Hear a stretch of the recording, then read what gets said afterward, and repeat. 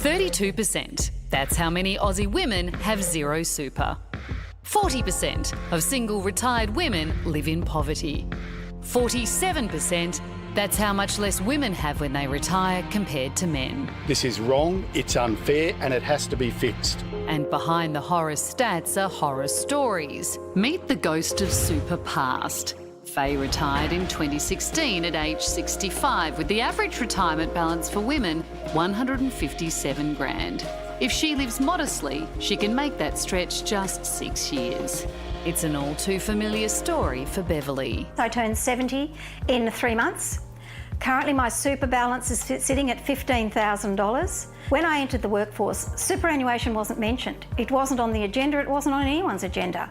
To the ghost of super present, Kylie has the average super balance for women of 68 grand.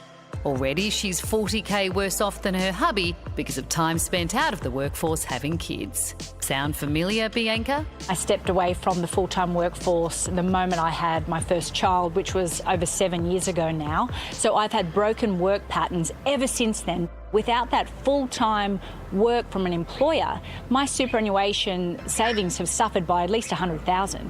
But today, signs of hope. We can't use women as the bearers of the brunt of the shortcomings of this system. The Victorian Government is proposing continued super contributions during parental leave, joint super accounts for couples, and changes to anti-discrimination laws so bosses can pay women a higher super rate than men. We really need to band together and insist that the government looks after people as they age. So could this proposed shake-up help us say goodbye to the horror stories and make things right for working women of the future?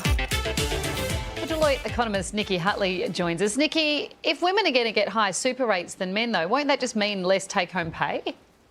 It's quite likely that they will. I mean, you know, a business has got to work out what its costs are, and if you say suddenly you've got to give this person 3% more, they might well say, well, actually, I'm not going to pay you a higher salary package. I'll just take it from one pool and move it into another. We know this has actually been an argument for people not to raise the superannuation guarantee for all of us from the current 9.5% because they're worried that it's going to impact already low wages growth. And the concept of joint super accounts for couples, it's an interesting one, but what would the actual benefits be? Well, the idea is that if you pool them together, that you might have lower fees, but in actual practice, it's probably not that practical, particularly if, like me, you're married to someone who's a little bit older and might retire a bit earlier. You know, how do you take one half out and then the other person can't access theirs for a while? What happens if you get divorced? You know, there are all sorts of things that complicate this because people are in quite different positions. Nikki, you're not helping us. I mean, we're 0 from 2.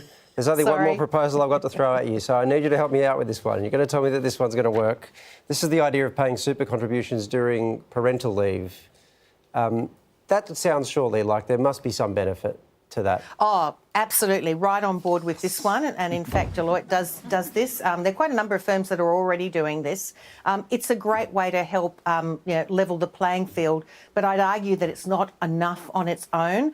A lot of women take more parental leave than they are actually paid for. They might take quite a long career break. And not only are they having a longer period where they're not paid, but they're actually then coming back into the workforce and their career progression is slowed. So they're not getting as fast a leap up the salary chain, if you like. So we need to have much broader policies. Things like encouraging more men to take parental leave and sharing the load would be one that would go towards helping the situation. Nikki, you're a finance gun. How's your super looking? Is it under control? Is your retirement yacht going to be there waiting?